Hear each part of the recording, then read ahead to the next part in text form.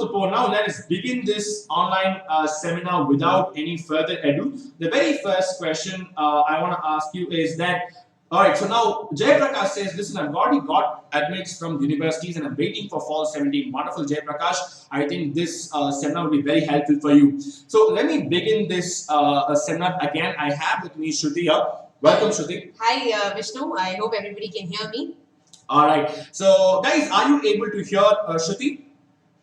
So, yes says Jayaprakash. Anthony says yes. A lot of yes has come in right now. Wonderful, guys. Let me give you a small brief of what this live event is about. The idea is it's been just not more than a month since Trump came into his presidency, and there are a lot of articles being written on, should Indians go for their MS now? Should they go for their PhD? And there's a lot of articles floating around that's always spreading negativity. So what we thought is we want to do a thorough analysis of this particular concept. What is Trump up to? How will this affect our MS aspirants in today's audience? And give a brief analysis of what you can expect in the upcoming days. All right. So that is what we're going to do today in detail. So shall we begin now? If you guys are clearly understood the agenda, if you're joining from the GoToWebinar platform, just use the chat box to let me know that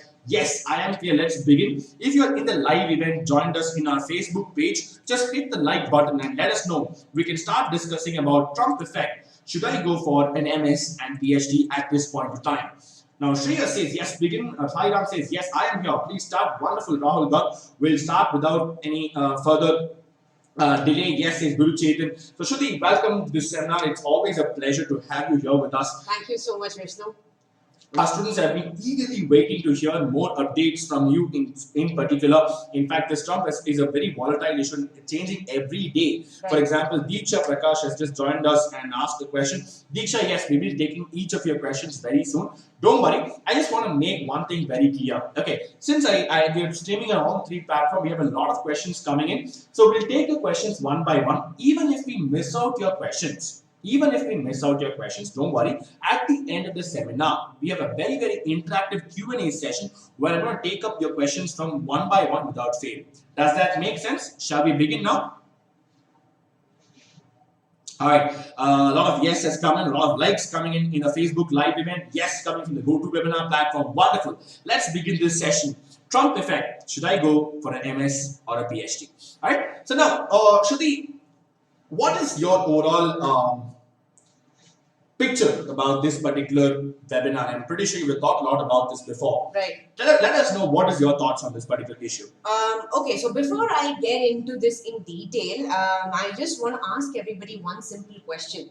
Why are you guys going to the US? What is the objective of going to the US? I'd like everybody to clarify that for me. I think that makes sense because that will be able to help us understand.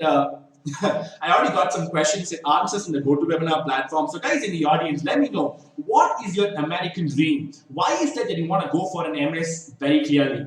Now, getting the best education says part, want to work there says Shreyas. To pursue my master's in computer vision area says Ashish Kumar. Wow. Sharat Santosh, I think you got the right answer. He says money, money, money. Well, I think that's one way to look at it. Living the American dream says Yogesh. To earn money says Harvin. Practical education says Harshal. So I think most of the audience are absolutely clear about one objective, Shruti. Right. Their objective is to go for an MS to increase their CTC, the cost to the company, of course. They want to increase their research experience more likely because each one are connected in this GoToWebinar platform. So guys in the audience, be honest with me. How many guys are going for research? And how many guys are going for just the careers, just to get a job? If you're going for research, hit the like button. If you're going for the careers, hit the heart button. And let me know. I want to understand the Facebook live audience as well. The GoToWebinar students have given me a very good perspective. The live event guys, just let me know. Now, all right. So a lot of people. So Sharat Santosh has shared a good analysis. He says, see, I'm currently in US and 93 out of 100 come here for money, boss. That's the hard truth. Sharat, probably that's true. At the end of the day, you want to do research because you want to make a difference in the industry.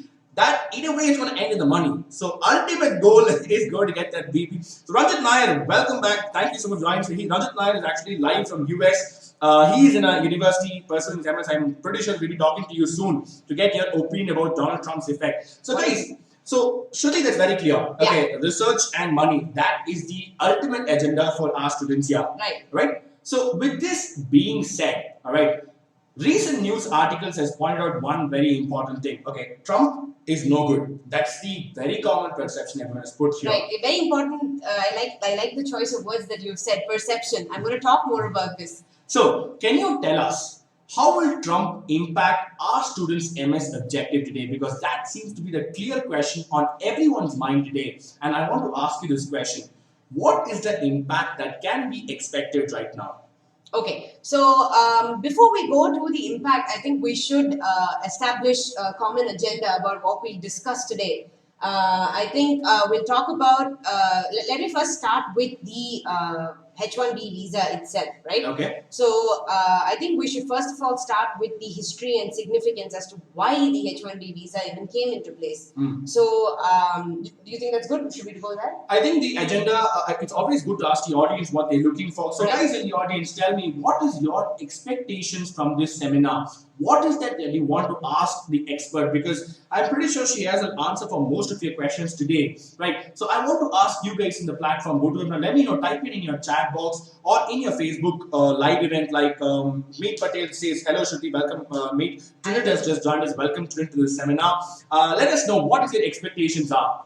Should I go forward with my MSAs, Nivesh, to get clarity in H1B? That's a wonderful way to put it. Will there be problems for jobs? That's definitely one question was expected. Okay. How safe is it till next 10 years in US? I think they're assuming Trump is going to continue his presidency, which might happen. We don't know that. Right. Because Trump says Sai Krishna. Sai Krishna, I completely understand your enthusiasm. So I'm going to establish a common agenda. Wonderful. And we'll decide if that's good enough. Yeah. The agenda is going to be very simple, guys. The agenda is as simple as this. The H1B visa program. What is this exactly about? What is its history and significance? Back in the 1980s, no one knew about H1B. It's come into picture and people are always discussing about this. Right. One more thing we want to ask you is the job opportunities at this conjecture, right? Is the job opportunities good enough? Are the job opportunities a risky option? And then I want to ask some Q&A session because a lot of people have so many questions here, especially live event as well as there, right? Right. So now Gautam Ghosh says, listen, I want to know the effect of H1B on job prospects for graduates. That's very clear. Thoroughly put. Yeah. So does this agenda look good? I want one good to go from each one of you guys. Connected, live, Facebook, YouTube, anywhere you are, I want to get a good to go from you. That's that, so good. H1B visa is the first part of the agenda. The second part of the agenda is the job opportunities. Is it good enough? Is it not? The third is going to be a good conclusion. Should I go for an MS or a PhD? Shall we begin? Ashish Kumar says good to go. Vipul says good to go. All right, so I'm gonna stop boring now because I'm going to get to the content right now. If you're going to go to webinar platform, use the chat box to interact with me. If you're going to live event, you can always comment and ask us questions. The last part, YouTube, you guys can always ask questions to us. Always. All right. So the very first question I'm going to ask you, Shruti, is from the audience. This is, can you give us a brief run through? Wonderful. What exactly H1B is? What is its history and significance? All right. So, see, basically talking about the H1B visa, it's very, very important to understand. It was established in 1952, okay? But the current form of the H1B as we know it came about in 1990 under George W. Bush. Now, the reason the H1B visa came about was to bring highly specialized talent in particular fields such as chemistry, biotechnology, physics, mathematics, engineering, highly specialized talent in these fields to come and fulfill the jobs in the US. Okay. So the H1B was a way to allow companies to hire this kind of talent temporarily.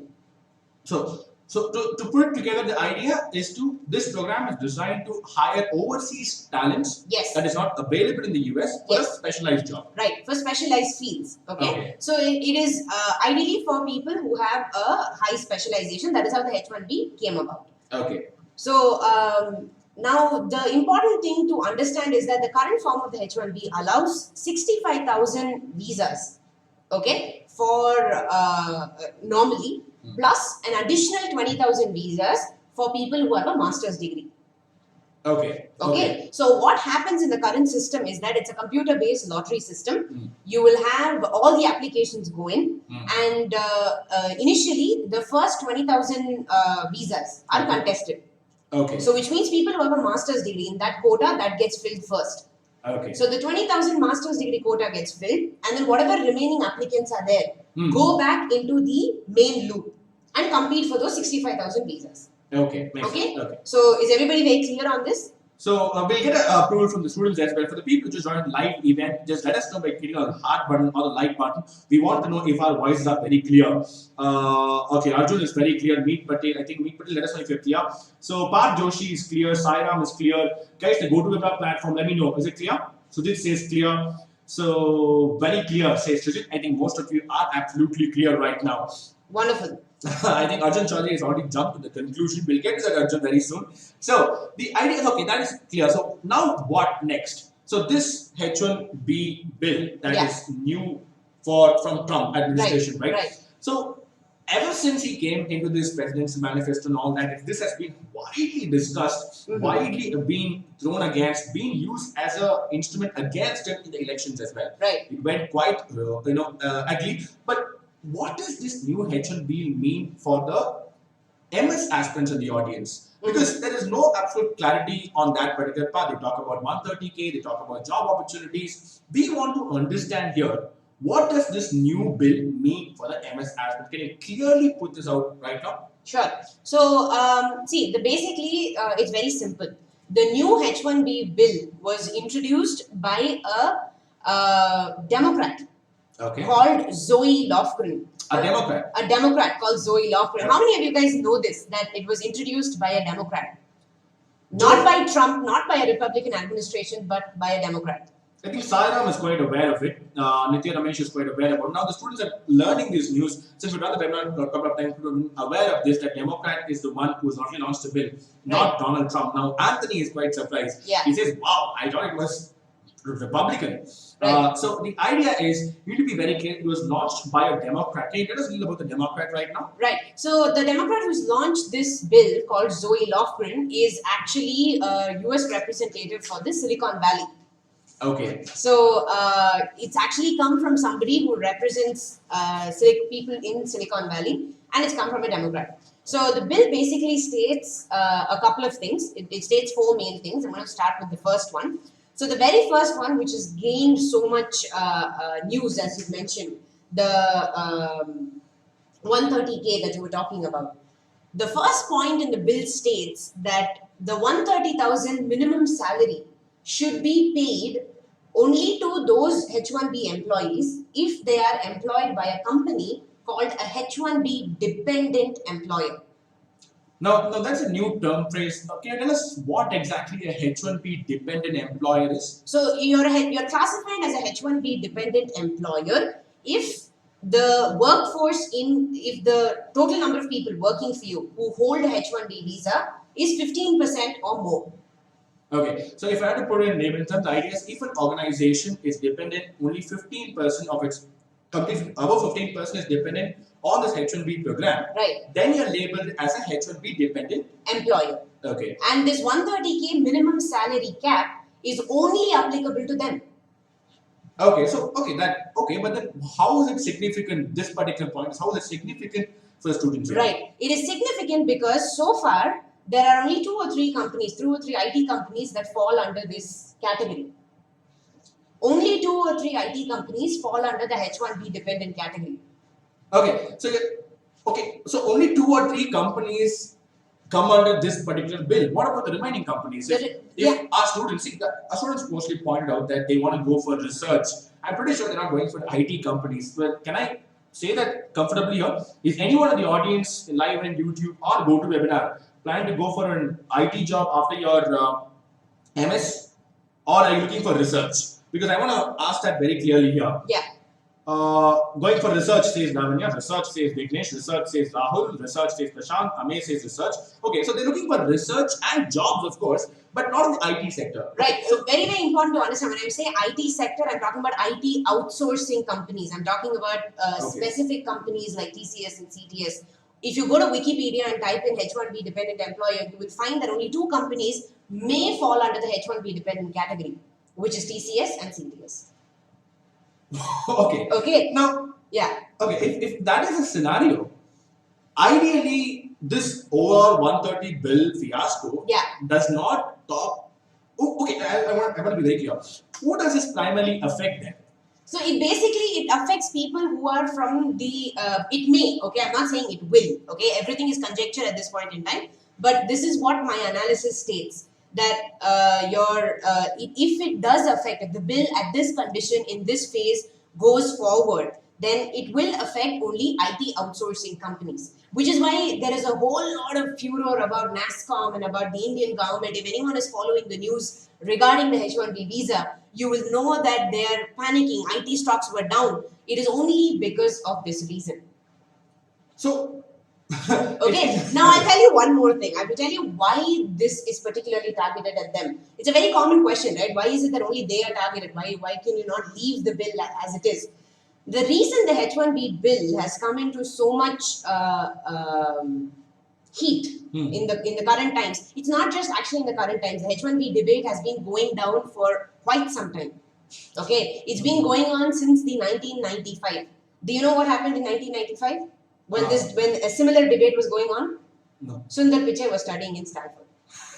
Okay, so so that is basically just to give you a perspective here. But anyway, okay. So the reason I'm saying this is because, so as I said, the H1B visa is used for what? To get a higher overseas talent. Right? So to hire specialized talent, overseas talent for certain specific fields. Okay. Now, currently, what is happening is that IT outsourcing companies are using huge amounts of these visa for themselves. And I will tell you how. I mentioned a little bit earlier that it was a computer-based lottery system, right? Yeah. So if it's a computer-based lottery system, it's very clear that it works on some random probability. Definitely. Right? Okay. So what these IT outsourcing companies do is that they put in a lot of applications so that they will get as many visas as possible.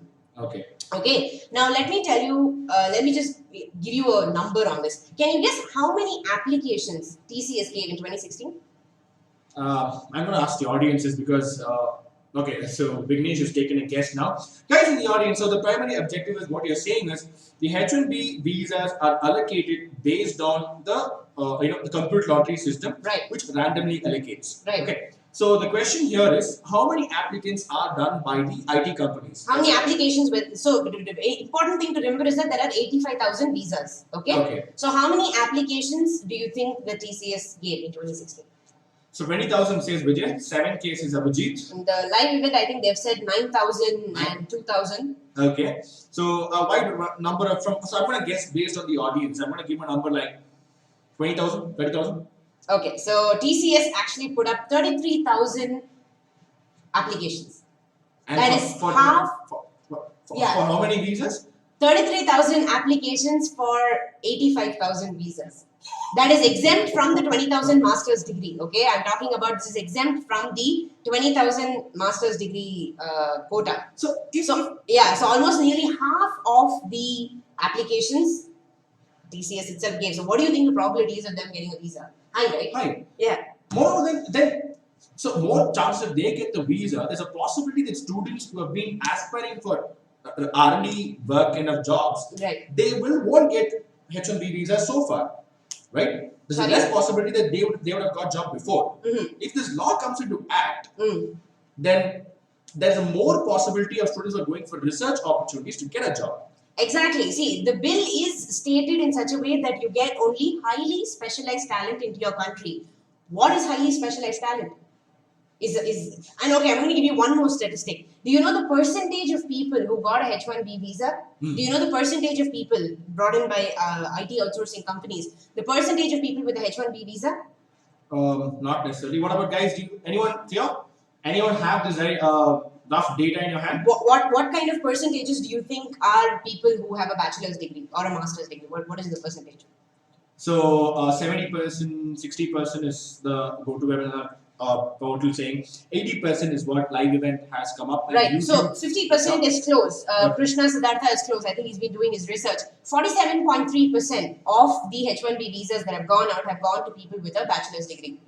Okay. But the H1B visa is meant for highly specialized knowledge. I'm not saying that the people with bachelor's degree are not specialized. I'm not saying they're not skilled. But that is not what the H1B visa was meant for. Intended for. Yes, exactly. Which is what they're trying to do. They're trying to roll it back to what it was, its original purpose. So if I had to summarize this particular conclusion, the idea is this H1B visa, which was actually meant for the students who gathered here who planning to do their MS by a GRE or a GMAT, whatever it is, which was intended for them, is being misused by the IT companies because of the computer lottery system. Yes, so that is the view of all the politicians within the US. That's what they think that is happening. That and the data. This is what the data also shows. So yeah. Now that makes sense. Now a Democrat has applied to this law because they want to give job for the people who are coming outside. They want to hire overseas talent. Is that right? If you look at the demographic for Silicon Valley, just a quick understanding. If you look at the demographic for Silicon Valley, you will find that it's very half and half. It's not completely full of people, full of Americans per se. There are a lot of people coming from the outside who go into Silicon Valley because it is an up and coming technology field, right? Guys, so far, are you with the discussion so far? The idea is the H1B visa program was designed to hire overseas talent has been misused so far by the IT companies to take in their job in a menial salary. The idea is to get less salary and cheap labor, right? Right, so exactly. That we lost the overseas talent part. Yeah. So this should be a good news for the students who are planning to go for an MS and looking for specialization and then want to get for jobs. Am I right? Yeah, absolutely. Wow, so that's a huge relief that we have got. So guys, I want to ask you guys, are you so far very clear about this? So just to give everybody who's just joined in. So Ayush Parikh has said, I received an email on Aditya Pandey's journey to Stanford from GREedge. Very impressive. So what we're going to do is Ayush will share a guest seminar of the Aditya Pandey. He has actually given a guest seminar in GREedge live. He has joined us and he's actually in UC Berkeley right now. He gave a seminar live from UC Berkeley. We'll share the link to the recording very soon as a reply to your comment. So don't worry about that. So Josephine, Rishi, Melvin have all said yes, yes, yes. They're very clear with so far what has happened. Okay. Alright, so understand the primary people who will be affected by this bill would be the undergraduates who try to get this H1B visa and not the students that we are having here. Right. So the prediction would so far be, I wouldn't even call it prediction, but I think this is what could happen. That if this bill is passed and if the current trend continues, then it will become harder, if not impossible, to get a visa or a green card in the US through a job, through an IT outsourcing job. Okay. So it will become easier to do so with a master's degree. That is my point. Okay. So the idea is to increase that's what they go back to the actual agenda of H1B visa. Right. And one more master's graduate, right? Yeah. So that is what we're discussing now. Yeah. Alright. So okay, all that being said, yes, our graduates are gonna get a benefit out of it. But this 130K salary is something that is a huge number. Okay. Even the top companies like Facebook, Google, not often hires that kind of numbers. Yeah, true. So wouldn't this overall affect the availability of jobs for our students here today who are going to go for MS in probably civil, mechanical, robotics? What about these guys? How will this affect them? Okay, so that's a very valid question, and this is where if you guys have been following us so far, then this is where I'm gonna break it to you. Okay, a lot of questions came even in the live Facebook live talking about this. See, as I mentioned to you, the new H1B bill states that the 130,000 salary cap is only meant for H1B dependent employers. Yeah. It is not for employers across the state. Okay. It is not for everybody. It is for people who are already so dependent on H1B visas.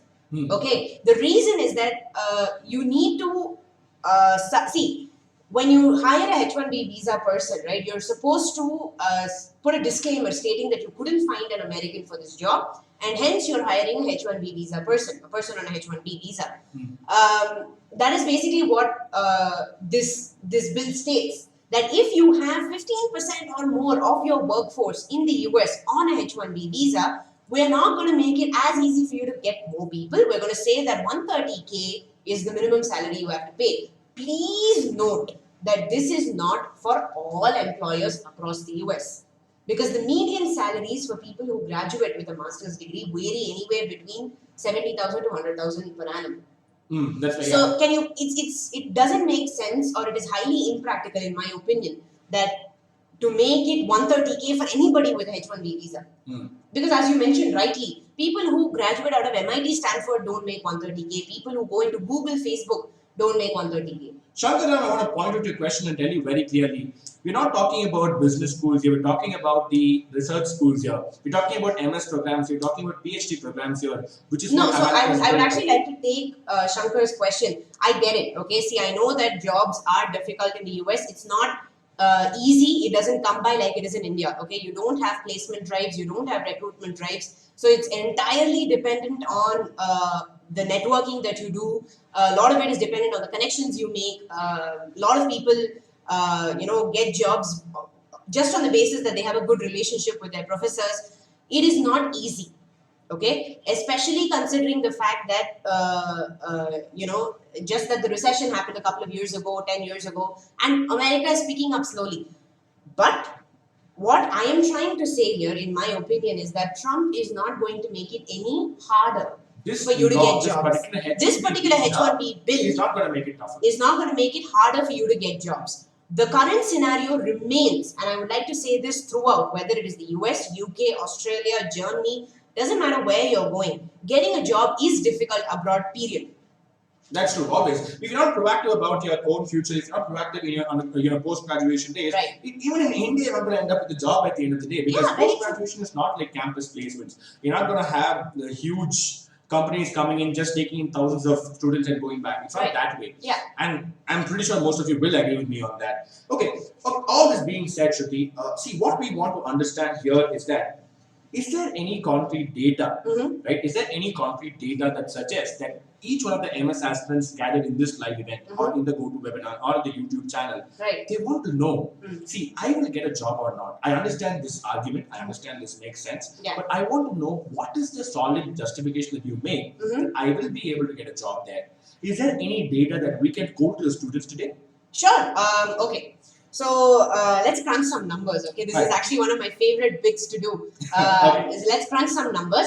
Now, so, we'll just have a quick correction here. So, guys, in the live event and the GoToWebinar, are you so far with us? We want to be very clear. We want to be very clear to the audience. So, if we are absolutely clear, just type in yes in the chat box and let us know by hitting on the smiley button, so that we are very, very clear on how many guys are clear so far, because that's very important of this objective. Right, absolutely. So, GoToWebinar students are very clear. Yes, Nivesh, Prathamesh, Arjun, Swapnil, a lot of people have just joined this. Alright, so yes says Deepa, Tarun Bhatia says it's Deepa. So, wonderful. A lot of people have said yes right now. Right. So, what is the data that we have here? Right. So, so for those of you who are following Trump, again, you will know this. This has been something, he's a businessman. Everybody knows this, right? So, his first eye is on the economy. So far, if you followed his political debates, his presidential debate, he's only talked about the fact that America's economy hasn't improved, it's slow, jobs are going here and there, and so he's only talking about the economy. And his primary concern is to increase the economy by 3.5% for 2017. So the projected economic growth, 3.5%. 3.5% for 2017. Currently, it's about 2.2%, if I'm not wrong. Okay? Current growth, it's very slow. This is actually slower than what it has been in 2004. That is the data that I have come across. So we'll be sharing the sources of the articles soon, right? Yeah, we'll be putting that up as comments so that you guys can also go take a read. Ganesh, Aditya, I understand your questions. We're going to share the sources immediately after that. After the end of the we'll be sharing all the sources with you, so don't worry about it, okay? Yeah. So, as I mentioned, 3.5%, right? The economic growth is 3.5%. Now, at the same time, the number of graduates that are required, okay, as of 2015, if you look at some more data, the number of STEM graduates, this number of STEM jobs that are required to maintain the current economic growth or to maintain US's superiority in science and technology. Can you guys guess what that number could be? I think I already showed that in the GoToWebinar. Ashish Kumar already taken a guess. Right. Live event, guys, can you quickly take a guess on what do you think is the number of graduates required to face this economic growth of 3.5? I want you guys to take Siddharth. I think you've been very skeptical about the issue. Let us know. Participate here and let us know what do you think. Each one of you, the live event and GoToWebinar. I think GoToWebinar already showed the articles, so they are very clear on that. Right. So tell me, guys, what do you think is the slab? No, I want to know the number of STEM graduates required. Now, I have got a 1 lakh, okay. I've got a 50K from Roshan Samir. Okay. Chaitanya will have a recap in the end. Don't worry about that. What about the remaining years? Tell me, 2 lakhs maybe, say Sai, 1 crore, 35%, 250 lakhs. That is the common number. Number. That's understandable. To maintain its current economic state, the number of STEM jobs that will have to be filled as we go forward is 8.6 million. The 13.8 million is as of 2013. As of 2015 is 8.6 million. 8.6 million is a decent data. That Yeah, 8.6 million as of 2015. Okay, I will be sharing the link with you very clearly. So 8.6 million jobs are required. Now, do you know how many graduates are produced by America itself? So Kishore, Dylan, Sai showed, I was like, what? Yeah. 8.6 million, are you kidding me? Yeah. Alright, so Indra Pratap, we're talking about freshers who finished their post-graduation, not the ones from the top authority hierarchy. Okay, I think that is very clear. So tell me guys, what do you think is the salary there? Sorry, what do you think is the number of graduates being produced?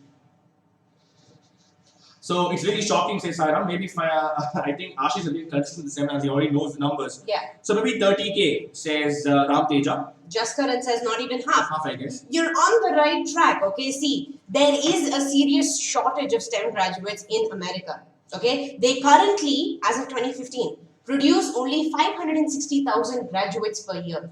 That is 560,000. Yeah, 560,000 graduates. That is half.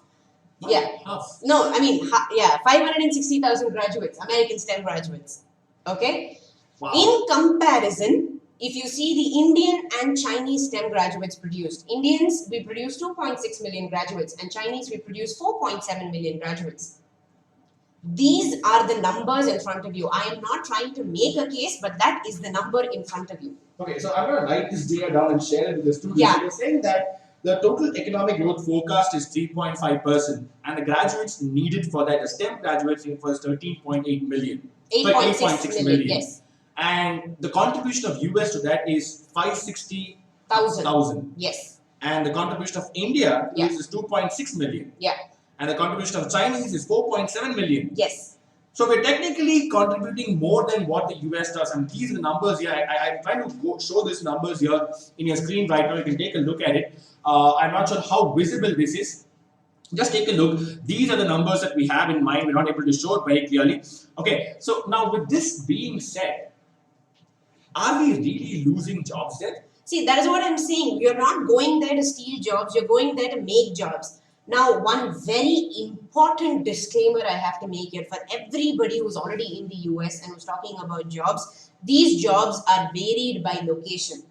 Okay? There is a serious STEM shortage. There is a necessity for highly skilled workers in the US if they want to maintain their superiority in science and technology, which is what they've done so far. If you read any article, the engine of any economy is science and technology. So nobody is going to compromise on that research. Right? Okay, now Utkarsh says show YouTube on show the numbers on YouTube camera. Guys, if you think the numbers are very not clear, what you can do is you can go to our blog right now, GREedge.com/blog. This will be put as a link and pinned in our very soon in the Facebook Live event. Even in the audience in the GoToWebinar, if you use the link GREedge.com/blog, you can go there, find the articles that we have written, and we have valid quoted sources as well. Yeah. You can put your comments there if you want to continue the discussion on that. We'll be happy to have a discussion with you. Yeah. But those are the sources that we have pointed out right now. So, with this being said, can you draw us a timeline right now, Shruti, on just give us the old picture in one slide? That will be very helpful for us to understand right now. Wonderful. So basically the point is this, right? So America needs more STEM graduates, okay? But America isn't producing enough STEM graduates. So what do? You look outside America, right? You look for people who can fill that gap. So who will you look at outside America? Overseas graduates. Who are the two highest producing countries of STEM graduates? India and China, right? True. So these kind of students they come to US universities. Bear in mind that US universities want you to go there, okay? So you have a big chunk of people coming, studying, and so another important thing to understand here is that a lot of money goes into research and funding. So which means the government is spending on research and funding. As a person who's going there to do research and development, as a person who's going there to study masters, you are a recipient of those facilities, which means the government is investing in you, right? Fair enough. But because there aren't enough H1B visas available, you are maybe forced to leave the country. Okay. Right? Okay. So far, this is the scenario, right? But that doesn't still answer the fact that America still has a shortage of STEM graduates. True, true. Right? So, and why is this shortage coming up? Because the number of H1B visas are going to IT outsourcing companies. So far we're not. So what we're saying is, so far the job opportunities have not been easier. I'm not saying it's always easier there. It has been a little tougher. But this bill would actually make the job platform easier, because this bill is going back to its original intent. So what they're trying to do is, if IT outsourcing companies are taking away the H1B visas, they're trying to find out if the people who are recipients of these H1B visas within IT outsourcing companies are actually highly skilled or not, which is what this bill is trying to do. Okay. Now, if they aren't, the bill will be changed. If they are, the bill may not be changed. For those of you who are constantly looking at updates, you will know that there are articles about the fact that maybe the H1B visa won't be changed at all. true. Right? So these are all, it is conjecture at this point in time, but if the new bill does go through, it is actually good news for those who want to pursue masters. This is my opinion and my research. So ideally, if our STEM graduates, if the people going for higher education right now are going for STEM programs, they should actually be happy about this bill. And it might be a concern for the people looking for green card through jobs. Am I right? Right. That is a safe conclusion right now. Right. So for those of you who are asking for the source of this data, there is something called the Bureau of Labor Statistics, in the which is the official. It's called BLS. It's the official US Department, Bureau of Labor Statistics, which constantly looks at the jobs and occupational handbooks and so on and so forth. So my data primarily comes from there.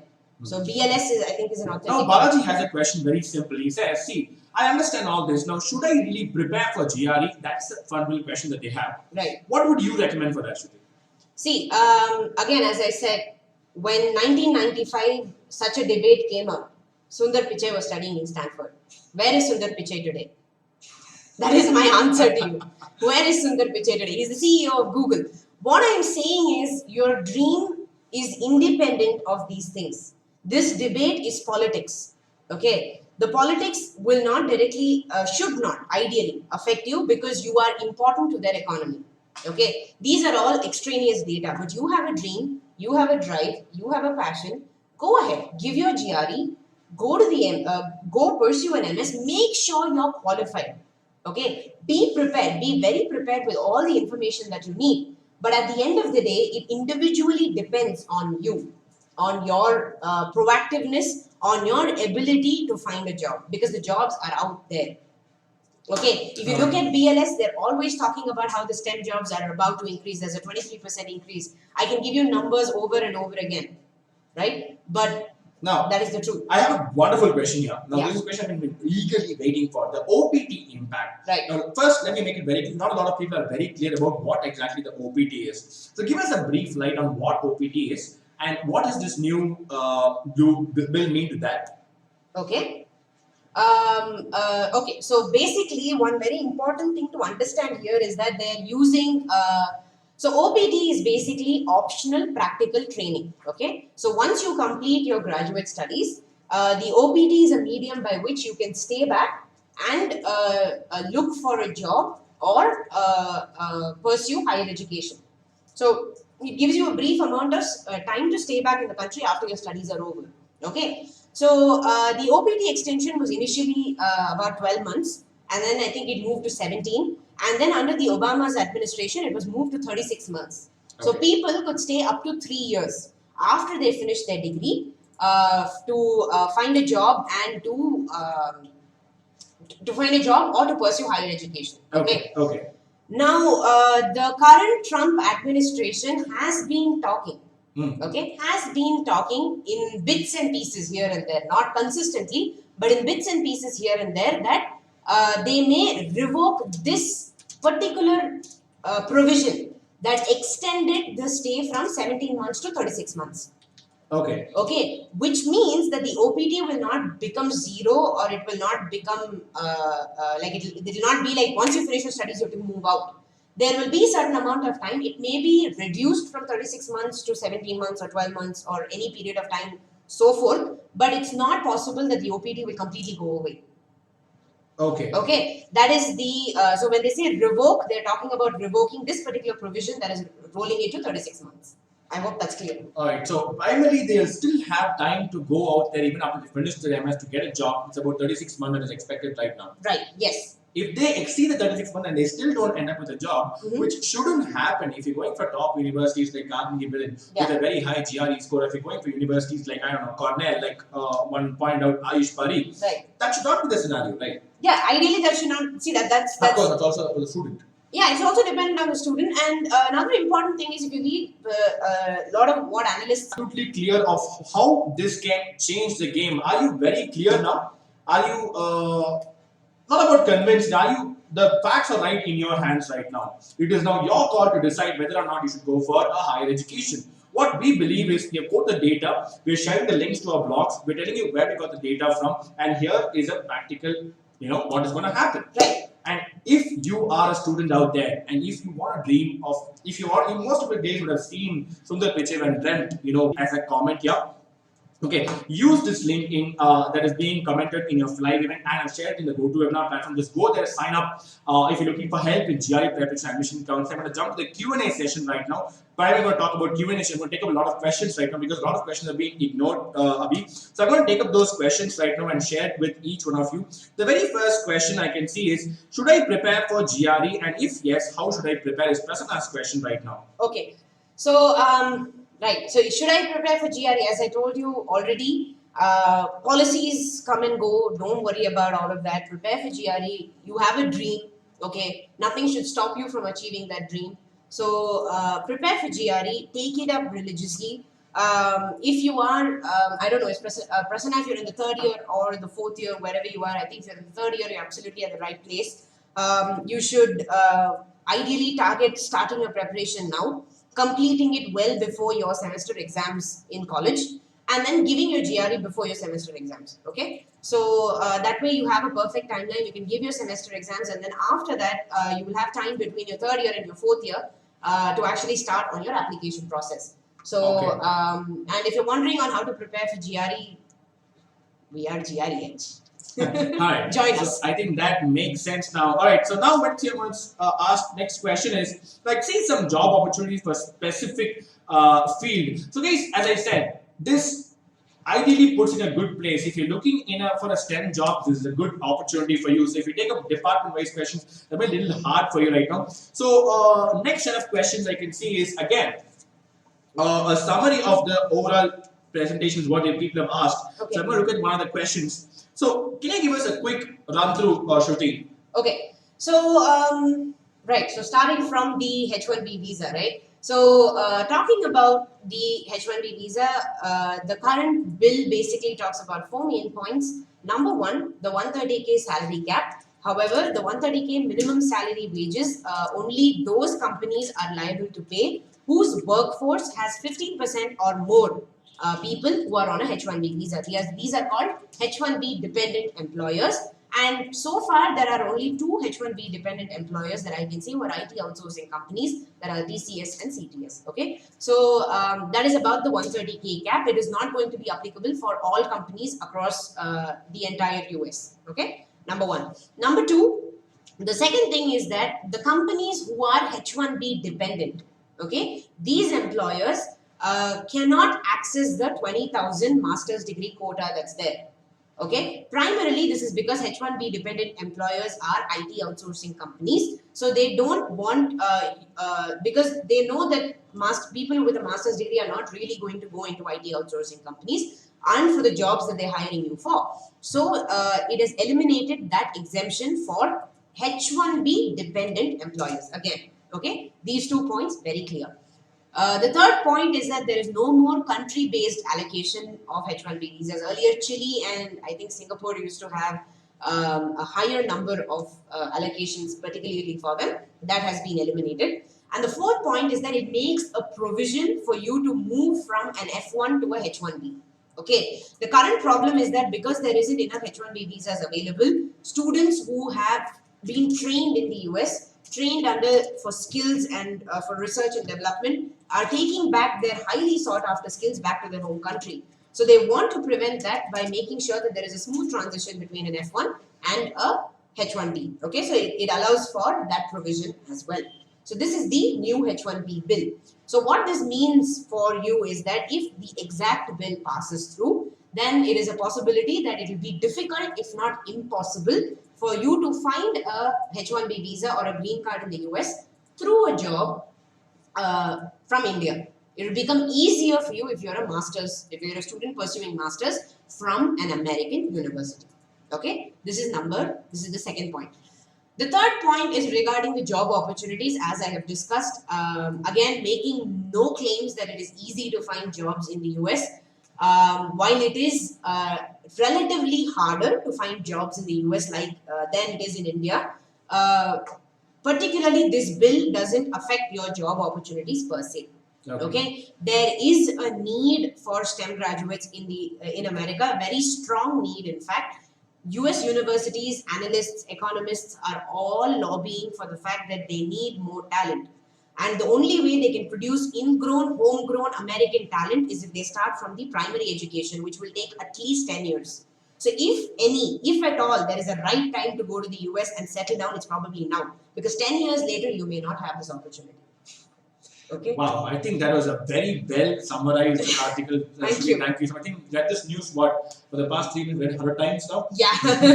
All right. So guys in the audience, I just want to get one thing very clear. Now, how many guys are absolutely clear on what can be expected from Trump administration? Because we have given you the good information. I want to know this. Just reply back to this comments or put a heart and let us know. Okay, I am clear now, and I am going to target for a top university. Because I got a question from Mohammed Nawaz from the audience. He says, "Listen, I understand all this. I've had 3 backlogs in my first semester of my engineering, but I cleared all of them in summer term. Okay. My final semester GPA is 8.6. Does these backlogs affect my chances of going to MIT, Stanford, Michigan, or kind of top colleges?" Okay, so Mohammed Nawaz, see, having backlogs is a bit of an issue. Okay, if your final GPA is 8.6, I would say that yes, you're a little shy of MIT and Stanford, but that doesn't mean that you can't apply to the top 20 universities. Okay, top 20 colleges in the US for your department. What I would suggest you to do is that you make sure that you have a solid GRE score. The reason I'm telling you this is because your GRE tests your critical reasoning and your analytical thinking, okay, and your logical reasoning, your critical thinking skills. Now, if you have a high GRE score, it means that you have these skills, which is very important for any field of research and development. So, to that end, having a high GRE score can compensate for the fact that you may have had backlogs. It may compensate for the fact that you have a slightly lower GPA. 8.6 is not a bad GPA, believe me. So, so basically ensure that you target to have a good GRE and a good TOEFL score, and your research projects toward engineering should also help you. So, I wish you all the best. Guys, when she says 8.6 GPA is not a bad GPA, I'll be honest with you, students with N number of backlogs have gone to good universities, right. Having the right approach of SOP, GRE, and all. So we have seen that happen, and we are instrumental in helping them as well. Right. So if you're looking for assistance, just visit GREedge.com, sign up, and you will know what we are getting into. We primarily are here to help our students make their MS in USDM a reality at the best quality information. That is why we've been following the issue for a long time. And this person here has been a constant blogger talking about GRE for the past about 1 to 2 years. Now, for the past 3 months, she's not able to get into GRE because of this Trump issue and its concerns that are posed upon you. So we are here. I hope a lot of people have got clarity here right now.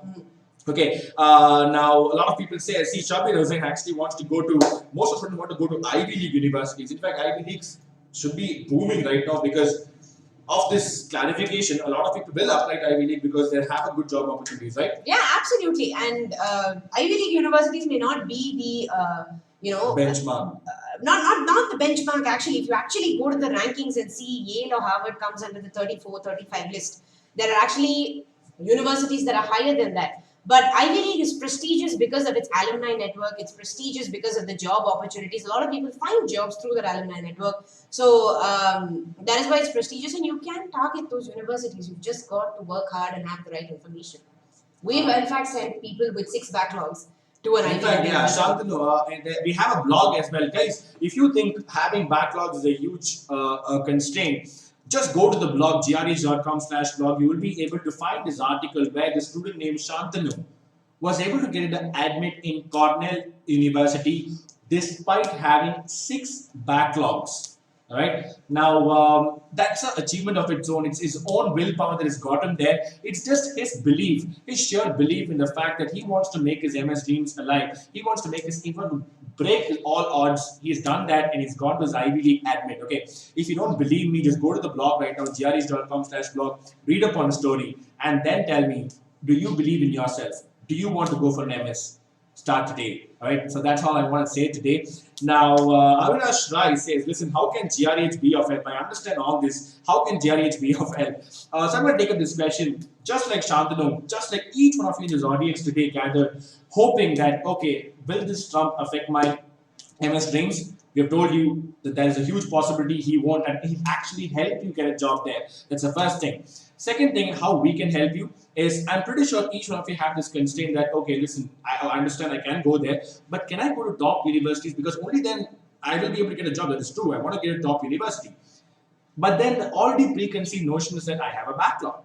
I have a GPA issue. I don't have internships. I don't have research publications. All that being said, see, every university is looking for the best candidate possible, and it's your will on how you project your profile. You can concentrate on your GRE score. You can concentrate on your SOP. You can concentrate on LOR. Not everyone can have all the parts of your profile. If you look at the profile information, there's something like GRE score, your TOEFL score, your SOP, your LOR, your internships, research publications, work experience. Now, if there's one person who has got all 7, I don't know, there's Stanford would not be enough for him. Right? So primarily smart students, what they do is they take up 3 out of these 7 categories, make it their most stronger areas. Do your own SWOT analysis and find out where is that you have a gap, where is you can fill in your future. Usually for second year students and third year students, you still have an option. Second year students still have an option of GPA. But third years, fourth years, working professional, complete graduation, each one of you guys can still go there, provided you work on your GRE score, your TOEFL score, certification from EDX and Coursera, or you can go for your SOP. These factors will be a primary indicator and primary part that you need to work on for today, and that is what GRE is going to help you with, helping you get the best GRE score for your potential and the best admit for your profile. Okay, so Avinash, I hope that answers your question right now. So the next question is, so I had a question from somebody who said, what was the GRE score of Shantanu? He scored a 314 in GRE. 314. I didn't want to take them because I wanted to go and read the blog today. We're not gonna feed them all the information. We fed them enough today. So go to the blog and read more about this. Absolutely. The next thing is Jayant Dugal. Welcome back. I think Jayant Dugal is a part of our admission counseling program. He's already got admits. Congratulations, Jayant. Congratulations, Jayant. I think you've already got admits. Wish you all the best. Now, we say, see, especially what about robotic job opportunities in US? Because India don't have much to offer in robotics. Is US the right choice? Instead of Germany or Estonia? Okay, so that is a very good question. Now, robotics is a very specific field, and it is also a very up and coming field. Okay, so there is a lot of activity happening in Singapore. There's a lot of activity happening in top colleges in the US as well. Now, in terms of job opportunities, there is no particular increase or decrease for robotics. But there is significant improvement and significant boom in areas like artificial intelligence, in machine learning, in software development, in those kind of things. Okay, so for those of you, so if you are looking at such specific fields, then I'm sure you will find a job. But again, a lot of it varies. And all I can say is that robotics is an up and coming field. And all right, I wish you all the best. In fact, we've got a new news now. I've just spoke to my team now. We have got the recording of the student Aditya Pandey got an admit from Stanford. We've got the video recording. I'm going to share it in our Facebook page very soon. This article, this particular post will be live in our Facebook page in the next 15 minutes. Okay, if you are listening to us and if you're thinking, is it really possible? Go register there and see the video. You will be able to get a clarity on how Aditya Pandey got an admit from not just Stanford, but UC Berkeley too. 4 admits with his profile. You can listen to him and understand how he went about his profile building, how he went about his GRE preparations, and then start today. Okay, that will be your starting point. So I'm going to share this particular post in our Facebook page in about 15 minutes. Will you promise if I just get enough responses from the audience only, then I'm gonna go do this. Guys, go to webinar guys and Facebook Live. Just hit the like button or let us know by typing in the comment box how many are looking for this link right now. I'm going to share the link only if I get enough yes today. Now, me says Arjun, yes please says Sachi, Cycle says me, Ashish Kumar says me. A lot of likes are coming in from the Facebook Live as well. Now, a lot of people are saying yes, yes, yes, yes. Wonderful.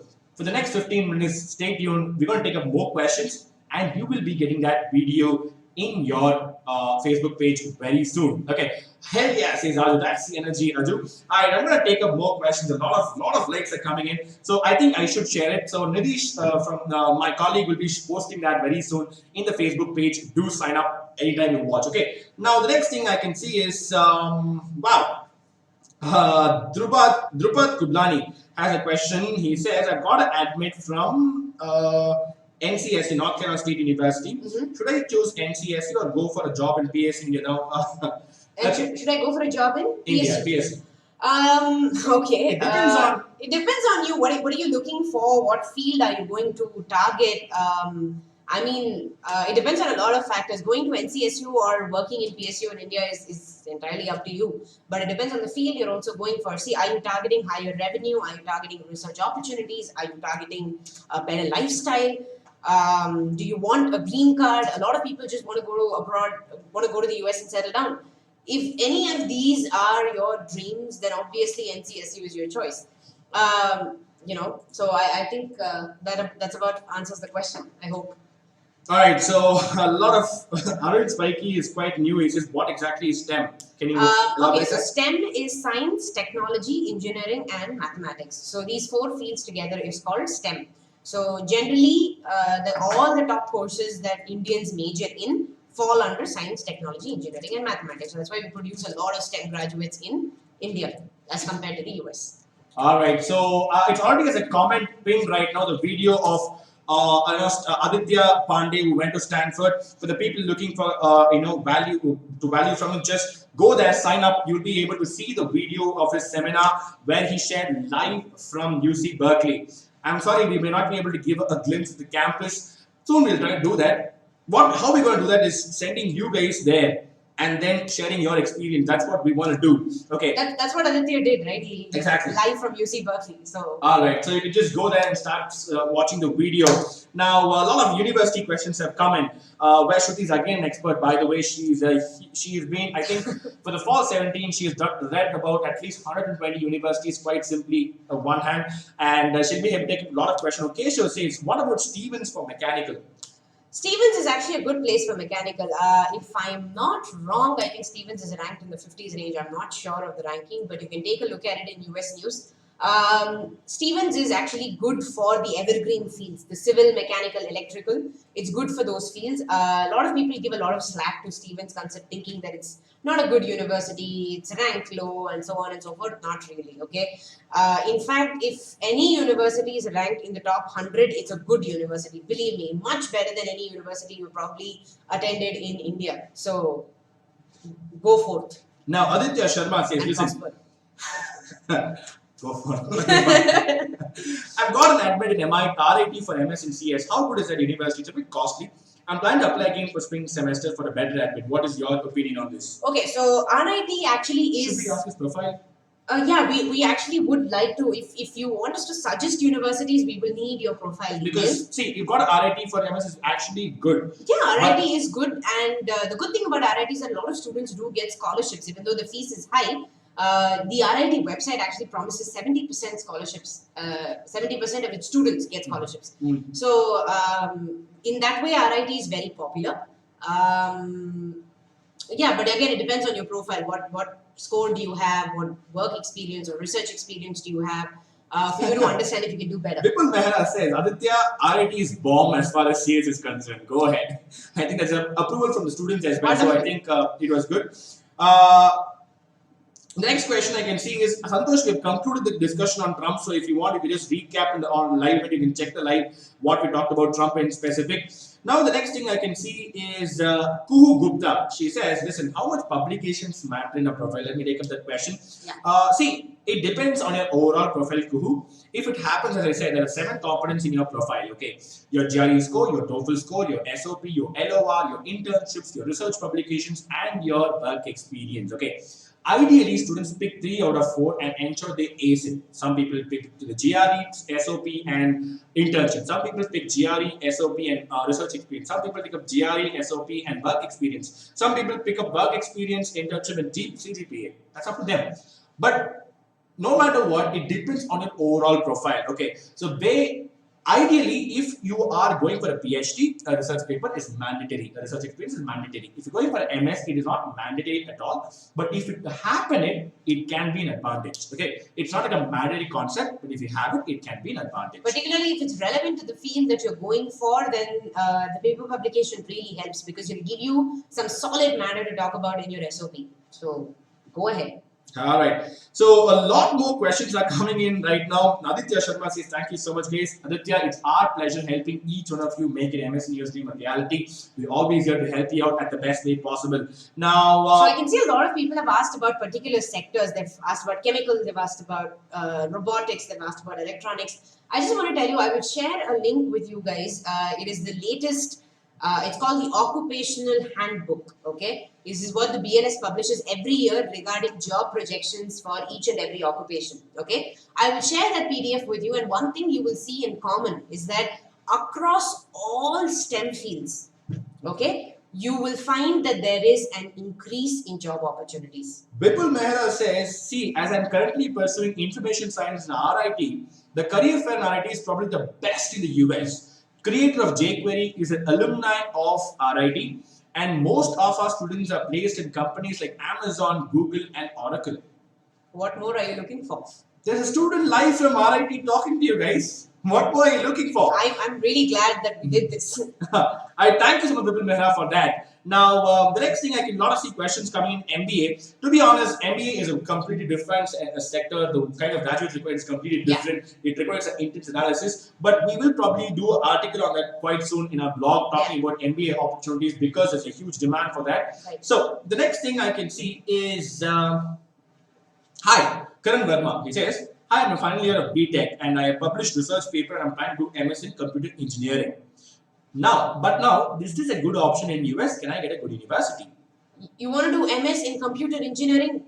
You are okay. So I will give you more data. Okay, 2/3 of STEM employment jobs that are going to increase are from the computer engineering department. Okay, if you're going to do an MS in CS, you have a lot of scope ahead. Everybody is moving in. We are going into a digital world. MS and CS will surely help. Whether you're going for software, whether you're going for hardware, that is something job opportunities for software and hardware will again then depend on in terms of location. Okay, but to make it very clear, places like California, places like in fact within California, Maryland, etc. is good for software. Places like Santa Clara, Sunnyvale, San Jose is good for hardware. So all of this again is relative. Okay, so it's relative to the overall job opportunities in the US. So MS and CS is a good option. Trust me, always, any day. All right. Ku Gupta has replied. She said, listen, I want to know about LORs in specific. Should LORs be from professors or with better profile, or should be someone they know us? It's a combination of both. We have a blog on this Kuhu. It's called Who Should You Get an LOR From? You can go to greedge.com/blog. You will find this link. We will post it as a reply to your comment after the event is over.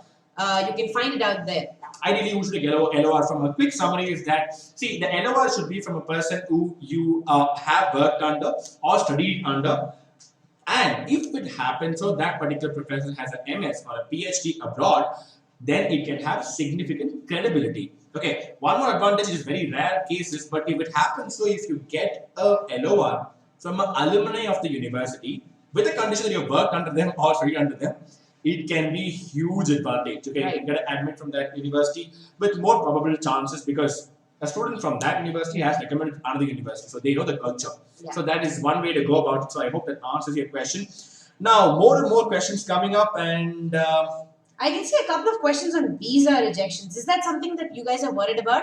Are you guys worried about visa rejections? How many guys in the audience have this concern? Visa rejection. Maninder Sindhu said, okay, Maninder, it's up to us. We're just taking as many questions as possible now. Yeah. So, how many guys have this concern? Visa concerns. Let me know by typing in yes in the chat box, or Wow. I can see so many yeses coming in.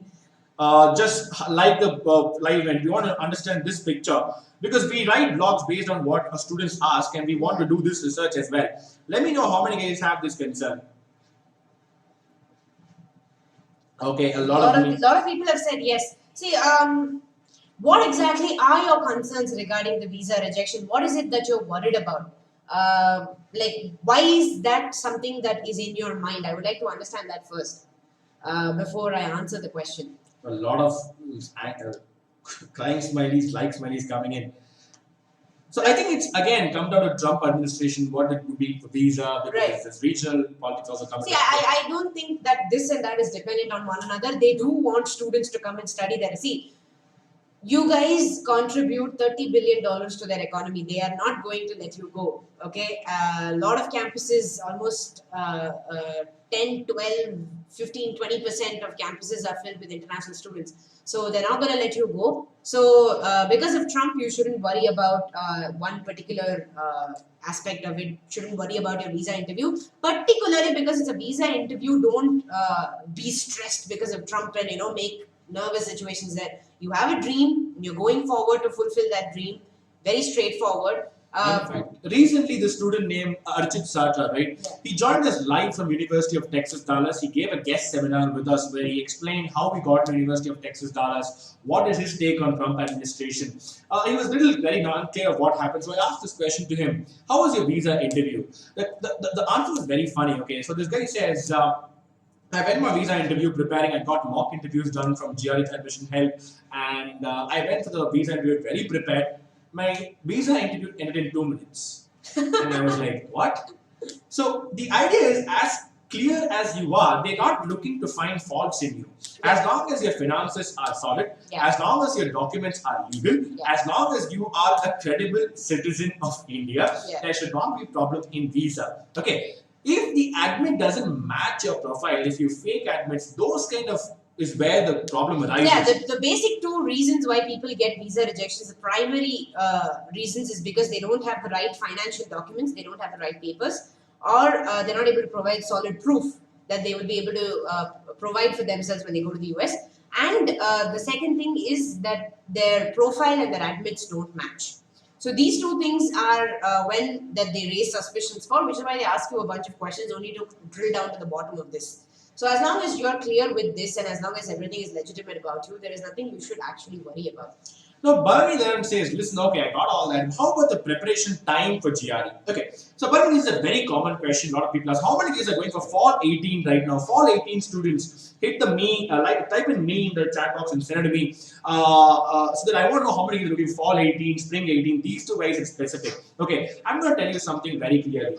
Your timeline is already started to tick. Yeah. Okay, that might come up as a warning sign, but yes, your timeline is already started to tick because students at GREs the past 1 month have always been signing up for Fall 18, Fall 18, Fall 18 because they are competing today. They're competing right now simply because of the fact that it's done. Gone are the days where I just want to go for an MS. Coming are the days that Indians going for MIT, Stanford, Carnegie Mellon, MCSU, or Ivy Leagues, these kind of universities want to go into. If you're going for those kind of universities, you need ideal preparation time of 1 year, not just for your GRE. A GRE might take 3 months to 4 months, but after that is the actual process beginning. Yeah. People think it's like, okay, what if I give an IIT exam? I'll get that way. It's not that. If you give your GRE exam, after that, there's a lot of university things that come into picture. It is not going to be easy. If you don't believe me, talk to any of the guys who have played MS and gone there from India. Talk to your seniors and they'll tell you. There's a lot of process behind it. Your SOP alone takes at least 2 months. 2 months. 2 months to write an SOP because you're not writing for those low-ranked universities. You're writing for the top universities. You're trying to be different among. Believe me, they get 100,000 applications a year. Okay, so they hundreds of thousands actually applications a year. So which means that your SOP really has to be different. It has to stand out from the crowd. I don't mean that it has to stand out from the crowd in the sense that it should have a wacky line. No.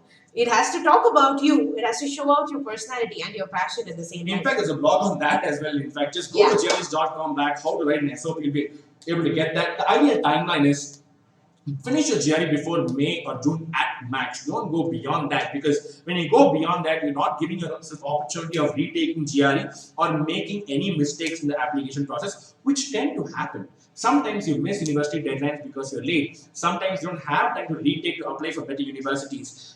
Ask any student who have got rejects more than admits. He will tell you the importance of taking GRE early. Or talk to Aditya Pandey over the video, and he'll tell you how important is go for GRE early. So if you finish your GRE by the end of May, then you give opportunity to university shortlisting. Then you can start talking about SOPs. Then you can start hanging around your professors for LOR, LOR, LOR, LOR. Then you can go for your transcripts, and then you can finalize the universities. Then you get your application process submitted. Believe me, it takes about 5 months. Okay, so I hope that is very clear. Now, Ashish says, listen, I'm attempting my GRE in March. Wonderful, Ashish, good to see that. Okay, Aniket, see, you want to know about biomedical in specific. Okay, we understand that we'll talk about biomedical in our blogs because it is.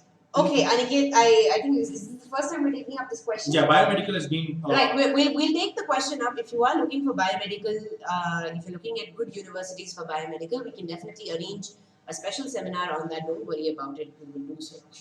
Alright, in fact, we will try to write a blog as well. It's not that, it's just a very niche field in hand. Okay, the more primary field, the engineering field, that is why we talk about See, that. but just to give you a quick overview, top 20, 25, 30 universities are good for all fields. That is why they are top 25, 30. Okay. So rather than worrying about the nitty gritties of the department ranking, look at the research areas that they're doing. Okay. That is more relevant for you rather than just the rank of the university. Rather than any of that. Okay. Look at the research areas, look at what fits your interest.